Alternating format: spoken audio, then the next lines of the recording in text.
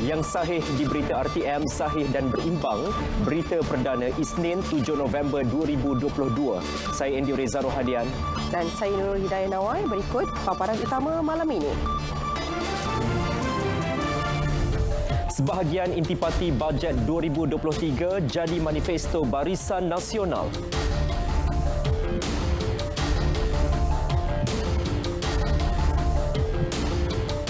Pengerusi BN ulangi pendirian parti, Datuk Seri Ismail Sabri kekal calon Perdana Menteri.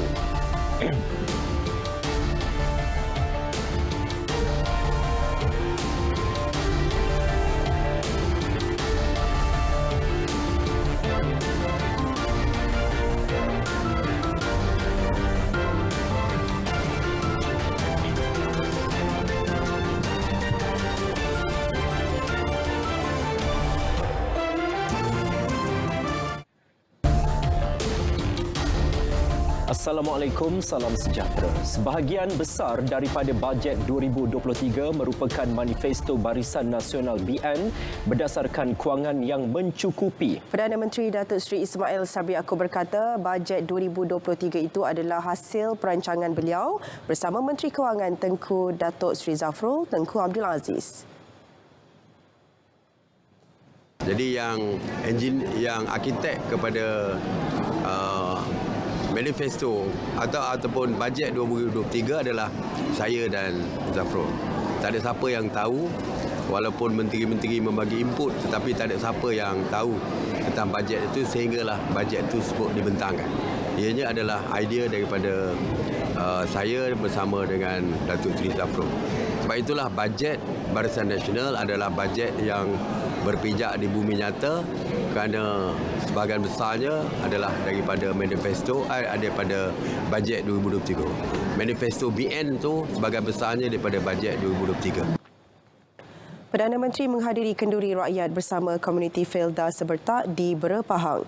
Tegas beliau, kerajaan mempunyai dana untuk melaksanakan bajet 2023 seperti yang dijanjikan. Kesejahteraan rakyat, pertumbuhan ekonomi yang stabil, mewujudkan lebih banyak peluang pekerjaan serta pendidikan antara keutamaan manifesto BN pada PRU15 yang akan dilancarkan malam ini. Ya, terdahulu dalam ucapannya Perdana Menteri memaklumkan pembangunan Felda di bawah kerajaan BN lebih baik. Beliau juga tidak pernah meragui sokongan warga Felda.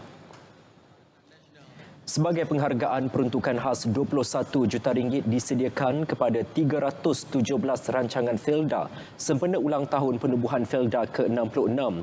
Setiap tanah rancangan Felda akan menerima peruntukan RM66,000. Turut diperkenal inisiatif Lot Generasi Felda.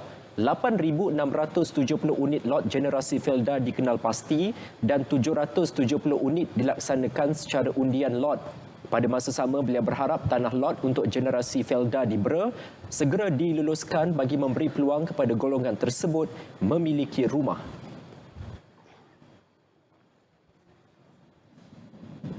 Datuk Seri Ismail Sabri juga berkata peruntukan RM140 juta disediakan bagi menyelesaikan masalah air di Bera. Fokus beliau selepas ini adalah membawa lebih banyak pembangunan di parlimen tersebut. Untuk saya terus menjadi Perdana Menteri, kuasa yang paling besar menentukan saya menjadi Perdana Menteri adalah pengundi-pengundi di Bera. Kalau saya tak menang di Bera, tak sah mimpilah nak jadi Perdana Menteri. Walaupun parti saya dah pun mengumumkan saya calon Perdana Menteri daripada Barisan Nasional. Tetapi kalau Bera tak lepaslah.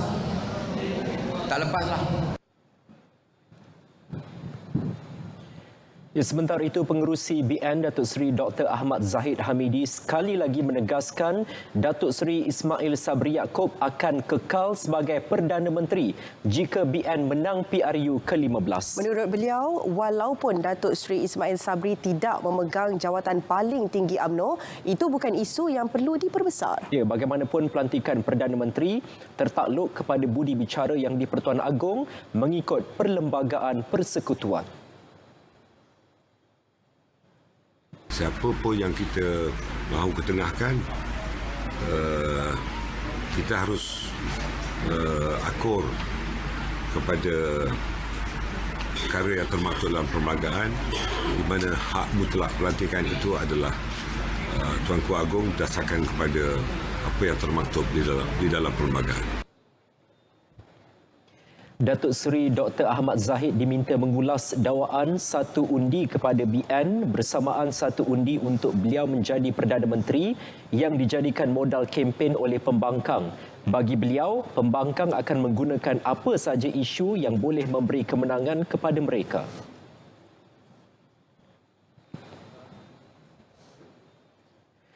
Saudara, hari ketiga kempen PRU ke-15 terus rancak dengan pelbagai aktiviti oleh calon dan jentera parti masing-masing. Di Parlimen Gombak misalnya, calon BN Datuk Megat Zulkarnain Omardin mengadakan tinjauan mesra di persekitaran Kampung Nakhoda, Batu Cave. Datuk Megat Zulkarnain juga tidak melepaskan peluang untuk sembang santai dan makan tengah hari bersama penduduk setempat. Beliau turut menyantuni warga emas melalui program ziarah kasih di sekitar Taman Seri Gombak. Jelasnya, selain media sosial, kempen secara bersemuka dari rumah ke rumah tetap menjadi pilihan. Calon Perikatan Nasional bagi Jeli Zahari Kecik memberi jaminan bahawa beliau akan terus berkempen secara sihat.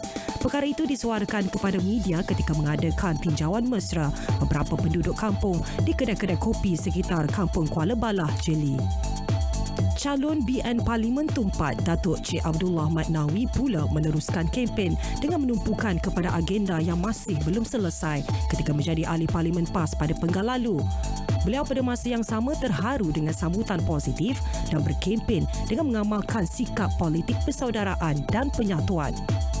Calon PH bagi Dun Indra Kayangan Gan Ailing mengadakan program jalan santai bersama penduduk di Denai Larian Pengkalan Asam sebagai satu usaha mendekati pengundi. Beliau turut mengakui saingan sengit bakal dihadapi dari 3 lagi pesaing iaitu Barisan Nasional, Perikatan Nasional dan Warisan. Meneruskan tradisi cara kepala batas dengan menyantuni semua golongan lapisan masyarakat tanpa mengira bangsa dan pegangan politik. Calon BN Parlimen Kepala Batas Datuk Seri Rizal Marikan Naina Marikan meneruskan kempen menerusi program ziarah kasih Kampung Kuala Bekah di Penaga. Calon Parti Warisan bagi Kerusi Labuan Datuk Rosman Isli pula mengadakan program santai bersama anak muda di pekarangan rumah beliau. Manakala calon PN Datuk Dr. Suhaili Abdul Rahman turut mengadakan ceramah yang dihadiri lebih 200 orang pada majlis berkenaan.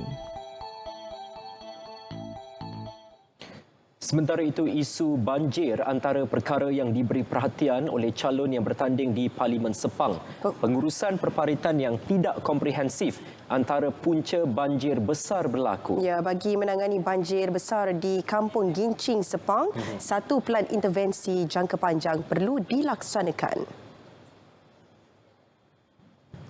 Kalau dilihat di Dun Sungai Pelik ini, kita banyak aduan dari segi tentang perparitan yang menyebabkan berlakunya banjir. Dan juga para pengundi meletakkan harapan besar kepada Barisan Nasional untuk kembali menjadi wakil kepada mereka, yang mana mereka tahu bahawa hanya Barisan Nasional lah yang mampu untuk membantu rakyat, untuk bekerja bersama rakyat. Tapi penduduk sini bukan sahaja menghadapi banjir masa kawasan banjir besar tu, tetapi dalam setahun sekurang-kurangnya 5 ke 6 kali mereka terpaksa berpindah. Kalau dalam keadaan biasa pun air sampai paras pinggang. Kalau kita tengok topografi kawasan ni, jalan ni lebih tinggi daripada kawasan rumah mereka. Jadi naturally memanglah air daripada jalan ni akan mengalir masuk ke bawah. Apa pula dia, tambahan pula dia puncanya adalah sungai Batang Labu di ujung sana. Sungai Batang Labu ni setahu saya pun dia bukanlah sungai yang besar sangat, tapi disebabkan oleh pembangunan yang berlaku di sekeliling ni terlampau pesat, bila berlaku hujan lebat dan sebagainya, sungai ini dia akan melempah. Ahli PAS yang membantu pihak lawan ketika kempen PRU ke-15 berdepan tindakan disiplin termasuk dipecat. Setiausaha Agungnya Datuk Seri Taqiyuddin Hassan berkata, mengikut bab 4 Perlembagaan PAS, ahli dianggap melanggar tata tertib jika melakukan sebarang tindakan menyalahi atau merugikan kepentingan parti. Keahlian juga secara automatik terhenti jika ahli mengisytiharkan untuk keluar PAS atau menyertai parti politik lain mengikut fasa 15(1)C Perlembagaan PAS. Setakat ini, tiada lagi aduan dilaporkan kepada jawatan kuasa tata tertib mengenai ahli parti yang berbuat demikian. Bagaimanapun, ahli yang dipecat boleh memohon semula keahlian mengikut proses biasa. 3 kertas siasatan dibuka atas pelbagai kesalahan berkaitan PRU15 semalam. Turut ditahan 2 individu masing-masing di Kedah dan Pahang. Jelas Pengarah Operasi PRU15 PDRM, Datuk Seri Hazani Ghazali, 1 kertas siasatan dibuka di Kedah kerana mengembangkan perasaan jahat atau permusuhan, khianat dan khianat dengan api.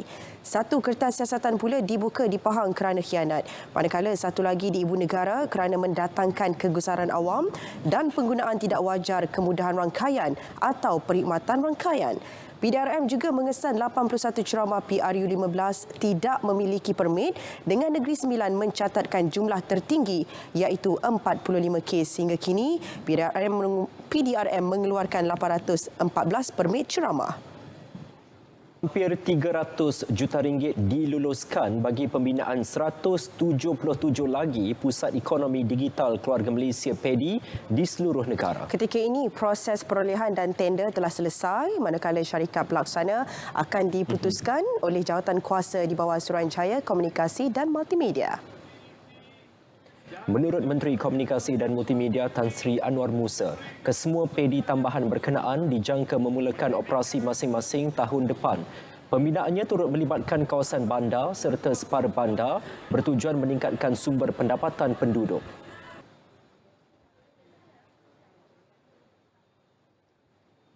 Saya harap ini menjadi satu gelombang transformasi penyertaan masyarakat dalam ekonomi digital dan juga menjadi negara yang berada di saf hadapan dalam merapatkan digital divide dan juga digital literacy.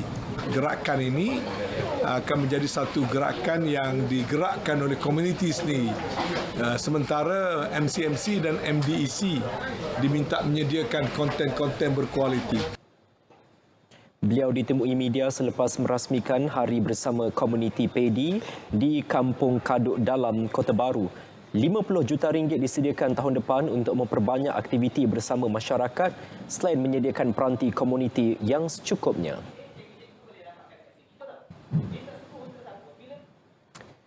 Saudara, belia menjadi kumpulan sasar dalam membantu kerajaan membantras kegiatan pemerdagangan orang dan penyeludupan migran di Malaysia. Justru Kementerian Belia dan Sukan berusaha meningkatkan pemahaman dan pengetahuan belia berkaitan jenayah melalui pelbagai sumber termasuk dari segi keselamatan, perundangan serta menerusi platform media sosial.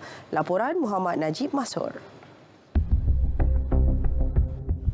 Sejak 2015 hingga Jun 2021, 1,854 kes jenayah pemerdagangan orang dilaporkan dengan jumlah tangkapan 2,732 orang pesalah.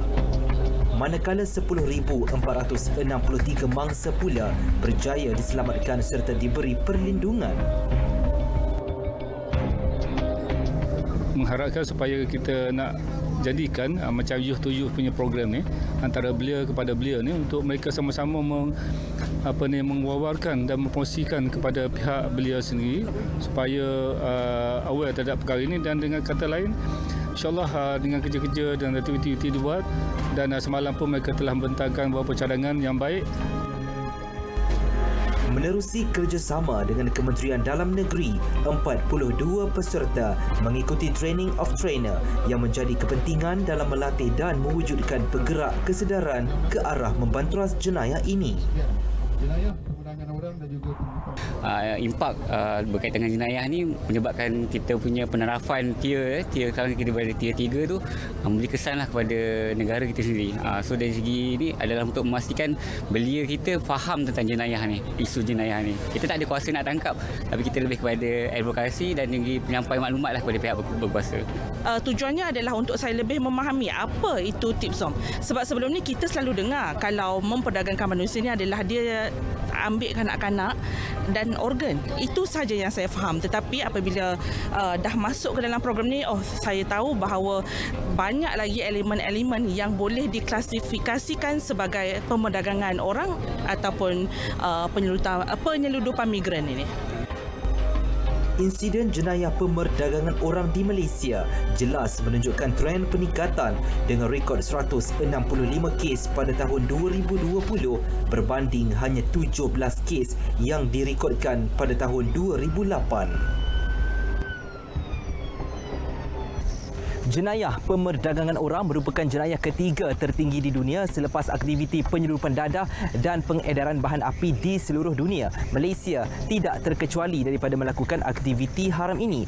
Jenayah pemerdagangan orang boleh dikaitkan dengan aktiviti seperti modern day dan slavery yang merampas kebebasan, maruah dan hak asasi manusia di seluruh dunia. Muhammad Najib Mashur, RTM.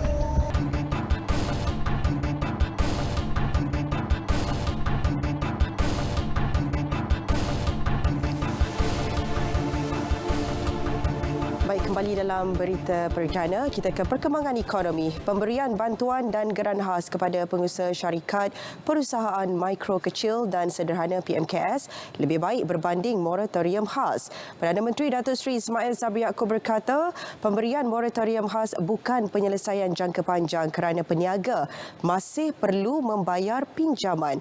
Beliau berkata, kerajaan pimpinannya memperkenalkan pelbagai inisiatif kepada PMKS termasuk geran RM1 bilion bagi membantu meringankan beban mereka. Saya tak kata enggan, saya tak pernah kata enggan. Waktu perkara ini dibangkitkan dulu, saya minta Kementerian Keuangan melihat perkara ini sama ada boleh kita laksanakan atau tidak. Tapi yang pentingnya adalah dalam bajet, perkara yang melibatkan PKS diberikan perhatian.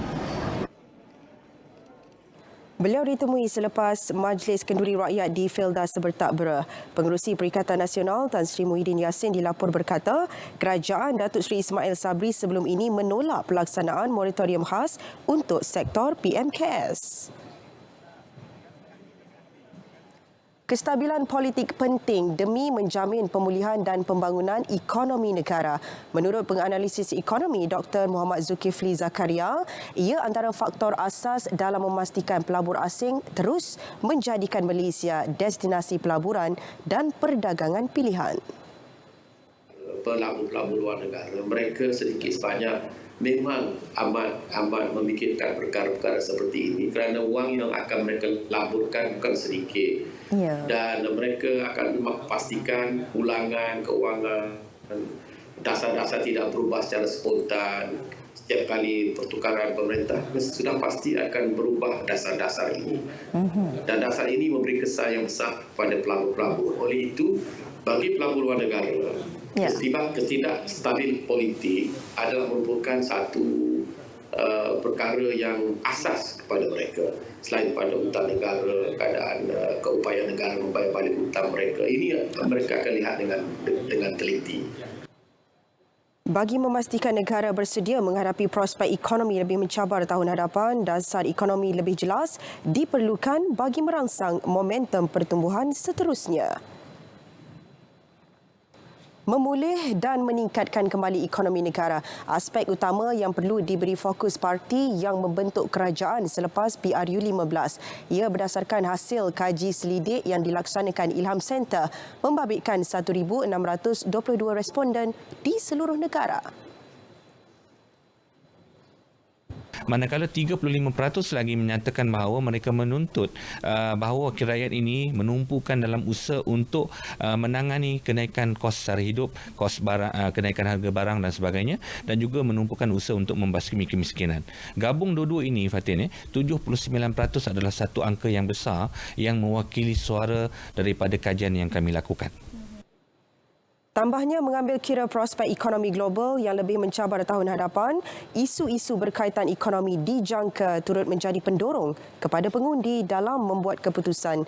Kaji selidik bertajuk Memahami Selera Rakyat, tinjauan awal PRU15 dijalankan bermula 1 Ogos hingga 30 September lalu. Kajian sama turut mendapati 8% responden mahu keutamaan diberikan terhadap usaha membersihkan kerajaan daripada budaya rasuah, memastikan janji manifesto ditunaikan, merapatkan jurang antara kaum serta mereformasi institusi dan tadbir urus kerajaan. Lembaga kelapa yang akan bertanggungjawab bagi memperkukuh pembangunan kemampanan tanaman berkenaan akan ditubuhkan. Timbalan Menteri Pertanian dan Industri Makanan Datuk Seri Ahmad Hamzah berkata, perancangan penubuhannya berikutan kepentingan komoditi kelapa sebagai tanaman industri keempat terpenting negara selepas kelapa sawit, beras dan juga getah. Kalau sekarang kita ada lembaga nenas, tapi kita ke arah tersebutlah. Tapi kita sekarang dalam peringkat perancangan dan membuat banyak program-program untuk kita mendapatkan maklum balas daripada semua pihak. Bukan saja stakeholders, tapi kita sekarang tengah mengumpul apa juga maklumat-maklumat yang perlu. Sebelum apa cadangan yang kita akan angkat kepada kerajaan. Beliau berkata demikian pada pameran dan persidangan antarabangsa ke-50 Kokotech 2022. Pameran tersebut bertujuan membincang dan mengenal pasti isu berkaitan serta cabaran yang dihadapi industri kelapa, terutama melibatkan perubahan iklim. Assalamualaikum dan salam sejahtera. Baik, pada 8 hingga ke 11 November nanti, bermula esok 8, dijangka akan berlaku penempuan angin di pantai timur, semenanjung dan juga barat di negeri Sarawak.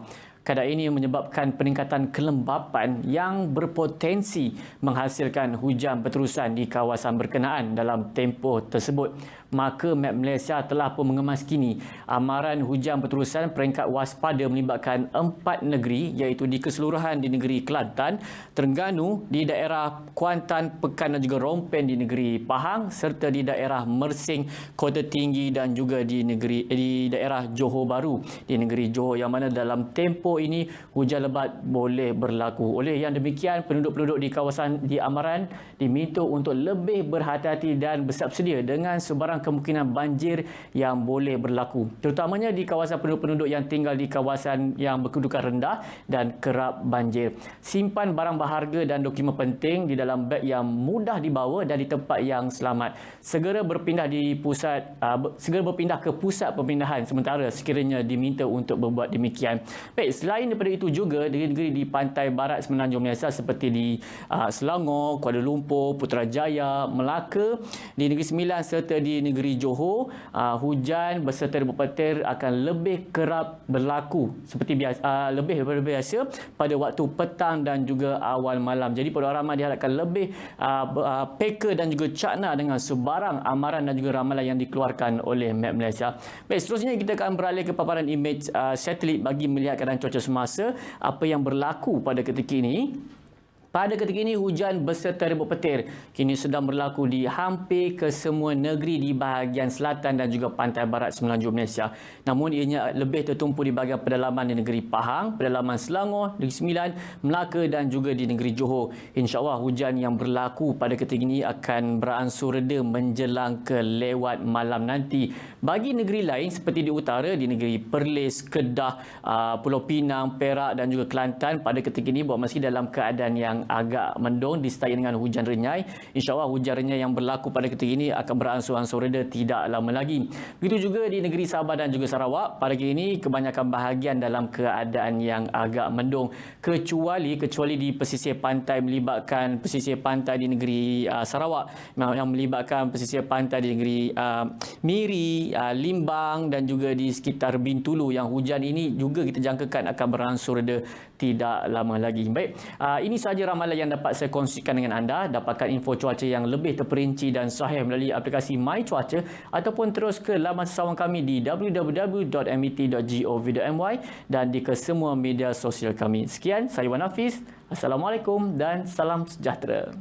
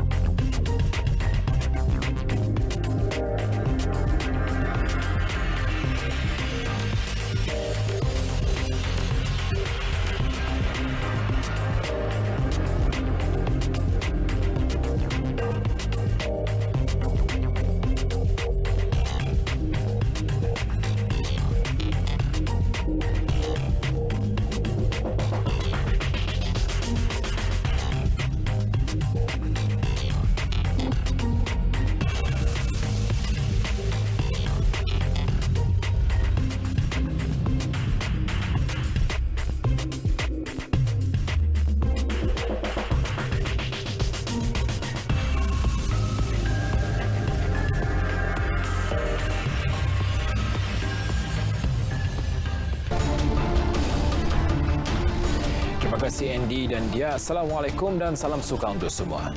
Kejayaan juara Paralimpi Tokyo 2022 Chia Liek Hao pada kejuaraan para badminton dunia mendapat perhatian Istana Negara. Yang di-Pertuan Agong Al-Sultan Abdullah Riayatuddin Al-Mustafa Bilal Shah menzahirkan ucapan tahniah kepada pemain tersebut selepas merangkul gelaran persaingan lelaki ketujuhnya pada kejohanan tersebut. Turut menzahirkan ucapan tahniah Raja Pemaisuri Agong Tunku Hajah Azizah Aminah Maimunah Iskandariah.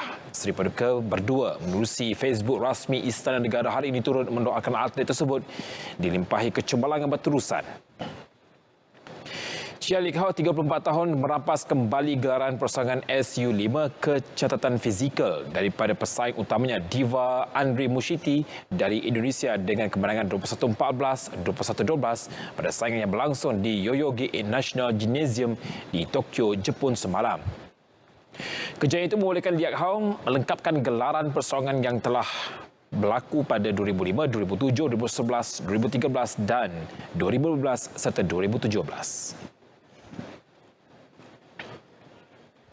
Penggunaan sistem video bantuan pengadil VAR di Malaysia kini hampir pasti menjadi kenyataan.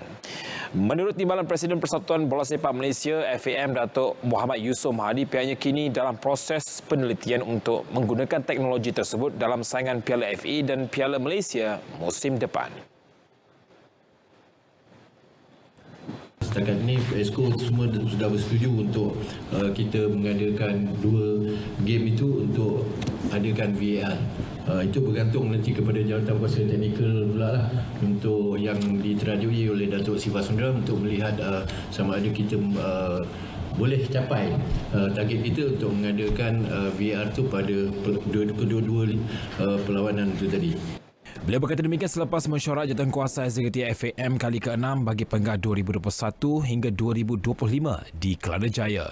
Sebelum ini FAM telah mengadakan perjumpaan bersama 2 syarikat pembekal VAR iaitu Hawkeye Innovation dan Media Pro bagi mendapatkan butiran dan data penting mengenai teknologi itu yang digunakan secara meluas di peringkat antarabangsa. Perkembangan aksi suku akhir pertama Piala Malaysia, hasrat juara bertahan Kuala Lumpur KLC TFC untuk meraih bekalan selesa di laman sendiri tidak kesampaian setelah tewas 0-1 menentang Terengganu TFC semalam. Kini KLC TFC tiada pilihan selain perlu menang pada aksi timba balik 12 November ini untuk menempah slot ke separuh akhir. Perlawanan di Stadium Bola Sepak Kuala Lumpur Ceras semalam menyaksikan tuan rumah terlebih dahulu menguji gawang TFC menerusi percubaan ketua pasukan Paulo Josue. Sebaliknya TFC lebih bernasib baik apabila penyerang import Kepa Sherman melepaskan sepakan leret untuk menjadikan gol tunggal perlawanan pada minit ke-14. Skuad penyul TFC kemudian terpaksa beraksi dengan 10 pemain apabila penjaga gol Muhammad Suhani Hussein diperintah keluar padang pada minit ke-62 kerana menjatuhkan penyerang Colombia Romel Morales di luar kotak penalti pada babak kedua. Situasi itu bagaimana penggagal digunakan oleh KLC TFC untuk memburu gol penyamaan sekaligus kedudukan kekal sehingga tamat permainan. Faisal Ali meneruskan lariannya, masih lagi Faisal. Dalam pada itu, bagi ketua jurulatih KLC TFC Boyan Hodak, beliau yakin keputusan tersebut tidak akan menjejaskan semangat anak buahnya untuk bangkit pada aksi tiba balik di Terengganu nanti. Gerakan yang hampir sempurna semata. We have one more match, so we'll try to give our best. I know stadium will be full, which will be fantastic to play. Dalam pada itu, ketua jurulatih TFC Nafuzi Zain mengakui kemenangan tipis ini sudah cukup memberi kelegaan buat pasukannya menjelang pertemuan kedua di laman sendiri. Dan satu rempatan diselamatkan oleh Syamizam. Karakter yang desire player tunjuklah untuk sabar ke WC penamat, walaupun kita diasak daripada KL, kita dapat bertahan dengan baiklah, dengan penuh disiplin dan juga kita membuat serangan still ada berpeluang lah menjadikan gol, tapi bagi saya menang ni 1-0 pun sudah cukup lah. Aksi suku akhir kedua antara TFC dan KLCT akan berlangsung di Stadium Sultan Mizan Zainal Abidin Sabtu ini. Juara 33 kali Piala Malaysia Selangor FC meneruskan rentak cemerlang di bawah pengendali baharu Tan Cheng Ho apabila menumpaskan Negeri Sembilan FC 2-0 di Stadium Majlis Bandaraya Petaling Jaya. Selangor yang mendominasi permainan babak pertama mencipta beberapa peluang menerusi tonggak serangan dari Myanmar, Yen Tek Aung. Namun dua percubaannya pada minit kedua dan pada minit ke-45 dinafikan penjaga Negeri Sembilan Ahmad Shihan Hazmi Muhammad. Pada menipis skor Hobin Jang Hobin apabila pemain importnya Helok Makgulon dilayangkan kad merah pada minit ke-54 kerana menjatuhkan pemain pertahanan Syarul Nazim Zulfaqar. Ia sekaligus menghadiahkan penalti buat Selangor yang disempurnakan penyerang dari Brazil, Alisson Cayon. Selangor akhirnya melengkapkan kemenangan menerusi pemain gantian Alif Haikal Lokman Hakim pada hujung babak kedua. Keputusan ini menyaksikan Selangor membawa bekalan 2 gol apabila berkunjung ke Stadium Tuanku Abdul Rahman Paroi bagi aksi suku akhir kedua Sabtu ini.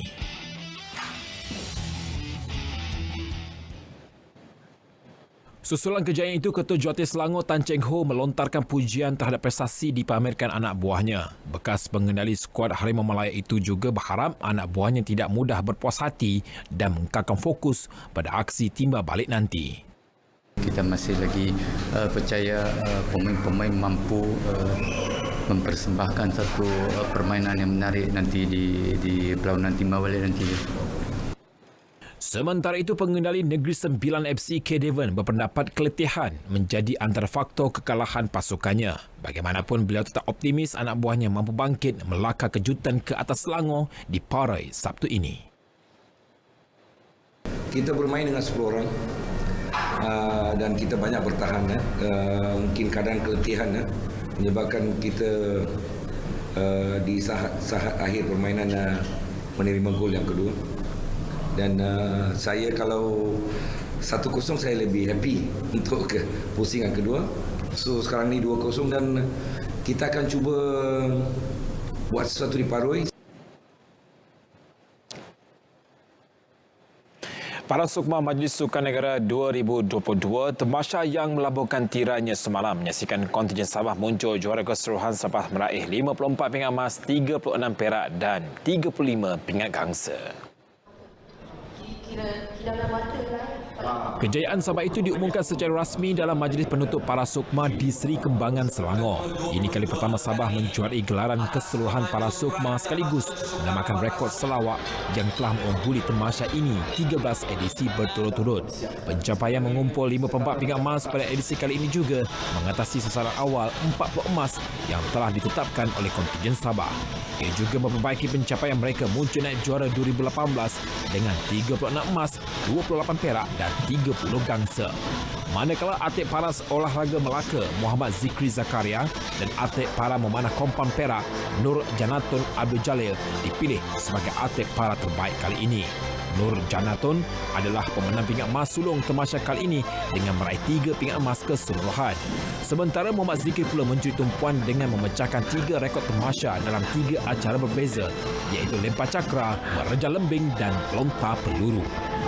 Saudara, 21 kes jangkitan COVID-19 membabitkan subvarian Omicron XBB dikesan di Malaysia setakat ini.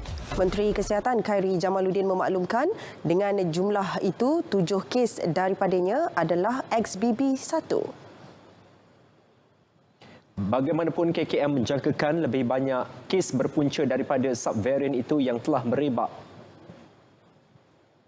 Dan ini proses yang boleh dikatakan normal lah, sebab di Singapura pun daripada BA5 dia jadi XBB.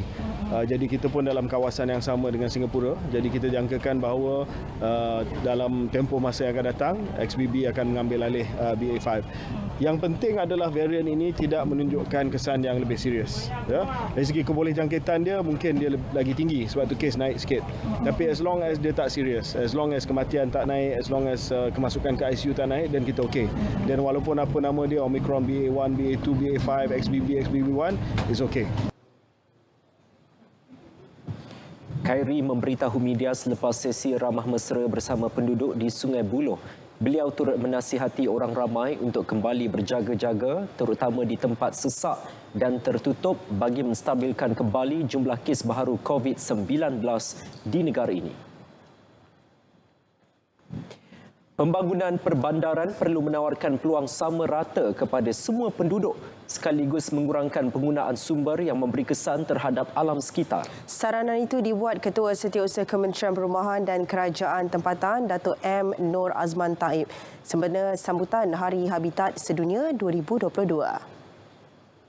Kita perlu pastikan pembangunan dapat menawarkan peluang yang sama kepada semua untuk akses kepada perkhidmatan asas, perumahan, tenaga, pengangkutan dan kawasan lapang awam. Rakyat kita masih belum lagi mampu untuk melaksanakan pengasingan sisa. Ini menjadi peranan dan tanggungjawab kita secara bersama supaya kita dapat meningkatkan kadar kita semula kita dan seterusnya kita juga menyurus ke arah ekonomi kita semula yang boleh membantu meringankan bebanan kepada kerajaan. Beliau berkata demikian dalam ucapan perasmian sambutan tahunan Hari Habitat di Putrajaya. Rapatkan jurang, tiada sesiapa mahupun tempat yang ketinggalan. Itu adalah tema sambutan kali ini. Hormati rumah ibadat.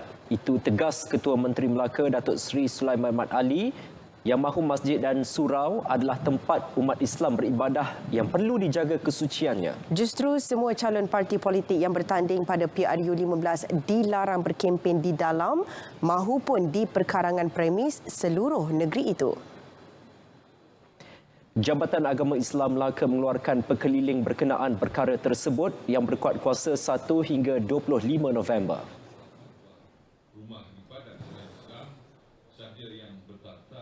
Tapi kalau datang nak berkempen tak boleh lah sebab kita dah keluarkan Jabatan Agama Islam.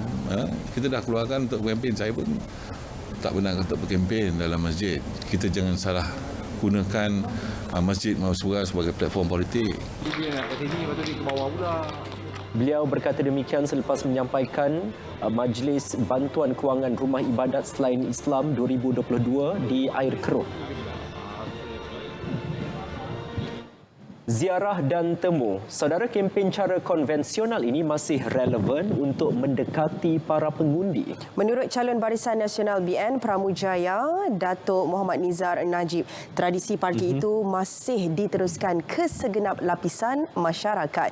Jelas beliau, meskipun kawasan tersebut sinonim buat diri dan keluarga, namun sebagai calon baharu, menziarahi penduduk merupakan cara lebih dekat untuk memperkenalkan dirinya.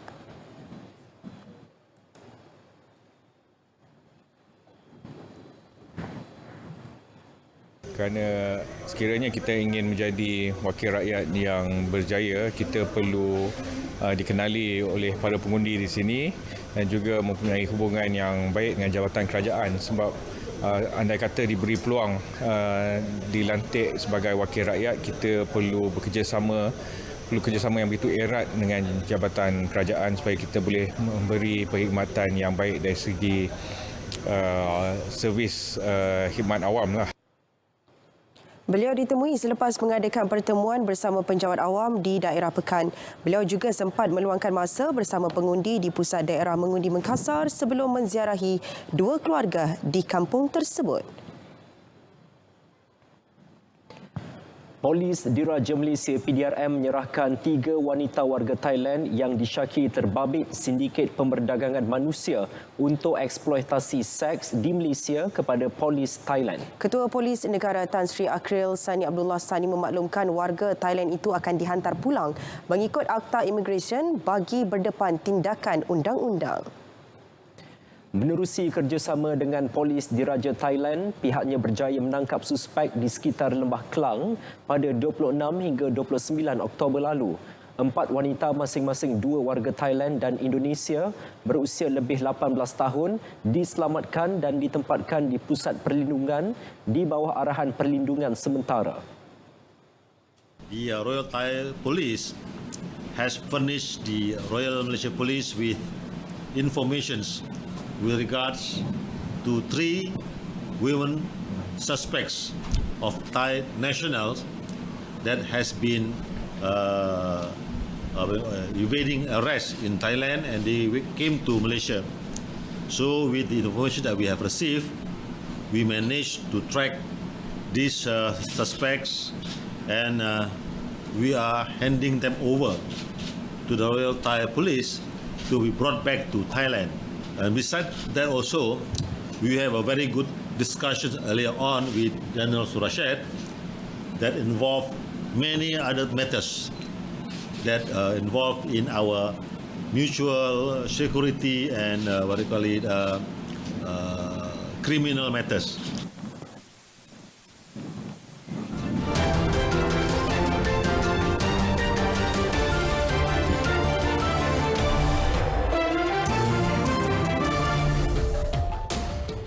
Nanti kita jumpa di syurga.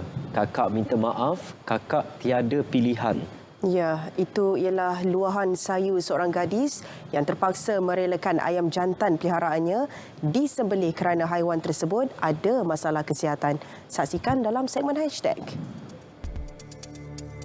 Meskipun sedih, Shazlin Hafisha membuat keputusan tersebut kerana tidak mahu ayam diberi nama Rainbow itu hidup terseksa. Menurutnya, sejak beberapa bulan lalu, kesihatan Rainbow semakin berosot, sukar makan dan berjalan. Biarpun keputusan itu sukar diterima, tetapi dia akur kerana ia pilihan terbaik untuk Rainbow kesayangan. Tular di laman sosial TikTok, seorang wanita yang lebih berusia bermain bowling dengan memakai baju kurung. Bukan sahaja gelagat comelnya, aksi cemerlang wanita itu mendapat balingan strike pada percubaan pertama turut mencuri perhatian ramai. Warga maya menyifatkan wanita itu masih kuat memegang bola yang berat itu dan video tersebut berjaya meraih sejuta tontonan. Bola yang digunakan semasa gol kontroversi menggunakan tangan oleh Diego Maradona pada aksi Piala Dunia Mexico 1986 dijangka dilelong pada harga 13.14 juta ringgit. Maradona menjaringkan gol dengan menumbuk bola ke gawang gol yang dikatakan sebagai tangan Tuhan. Bola itu dijual oleh pengadil dari Tunisia, Ali Nasir, yang bertugas ketika perlawanan antara Argentina dan England 36 tahun lalu. Lelongan itu akan dikenalikan Graham Butt pada 16 November ini dengan pembina boleh mendaftar bermula 28 Oktober lalu.